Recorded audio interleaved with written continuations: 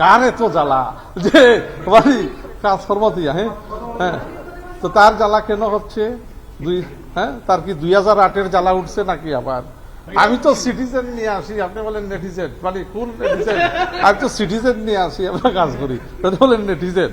তো মানে কোন নিউজ পেপার, মানে কার এত জ্বালা যে মানে কাজকর্ম দিয়া হ্যাঁ তো তার জ্বালা কেন হচ্ছে তার কি 2008-এর জ্বালা উঠছে নাকি আবার?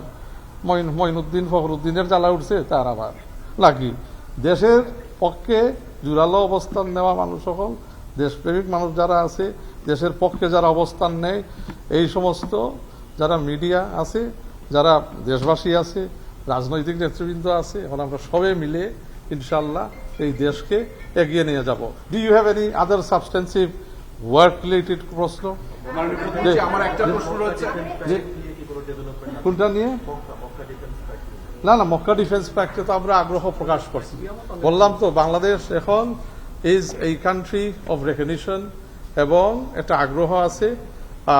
যারা আপনার মিডল ইস্টের স্টেক হোল্ডার আছেন, গ্লোবালি যারা মুসলিম ওয়ার্ল্ডে মানে বিভিন্ন কি স্টেক হোল্ডার্স এখন বাংলাদেশের leadership, particularly honourable prime minister Tarek রহমানের লিডারশিপকে তারা অনেক জায়গায় মানে আমন্ত্রণ জানাচ্ছেন টু কাম অ্যান্ড পার্টিসিপেট। আর মক্কা নিয়ে তো সবসময় একটা আলাদা জায়গা, মক্কা বাংলাদেশের হৃদয়ের মানুষের হৃদয়ে। তো মানে ওখানে আমরা মিডল ইস্টে একটা মানে যদি হয়, এমনও হয় যে ইসলামিক নেশনসের মধ্যে একটা সিকিউরিটি প্যাক্ট হয়, তাহলে ওখানে তো আর অস্বাভাবিক না যাওয়া। So let's see